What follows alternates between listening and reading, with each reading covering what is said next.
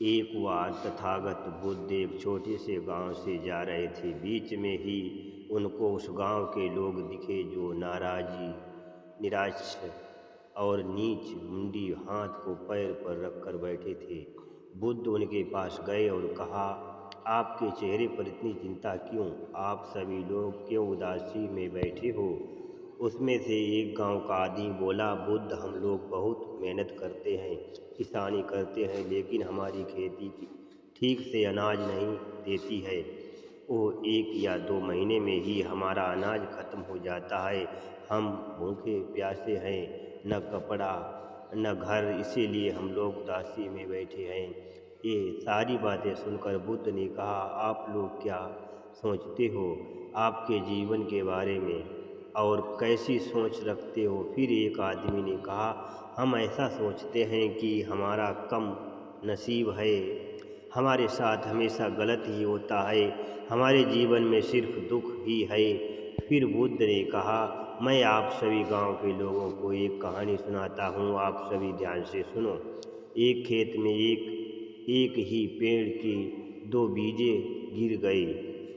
उसमें से एक बीज बोला, मैं बहुत बड़ा हो जाऊंगा, मुझे फल लग जाएंगे, लोग खुशी से मेरे पास आएंगे और मेरी छांव में बैठेंगे।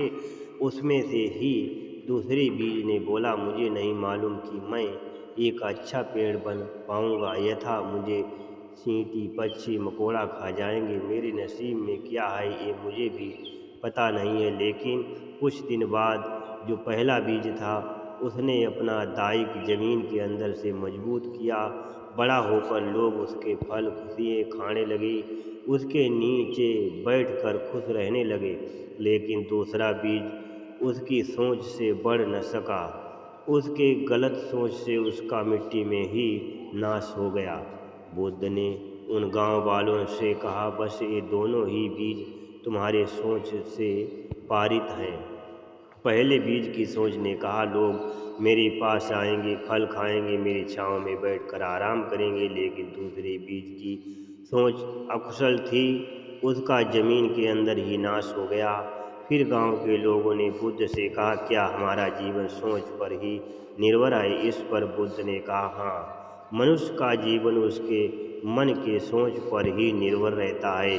अगर कोई भी व्यक्ति के मन में कुशल विचार होंगे तो उसे जरूर सुख मिलेगा। अगर किसी के मन में गलत सोच विचार होंगे तो उसके जीवनांत में दुख ही होंगे, क्योंकि यही निसर्ग का नियम है, जैसी करनी वैसी भरनी।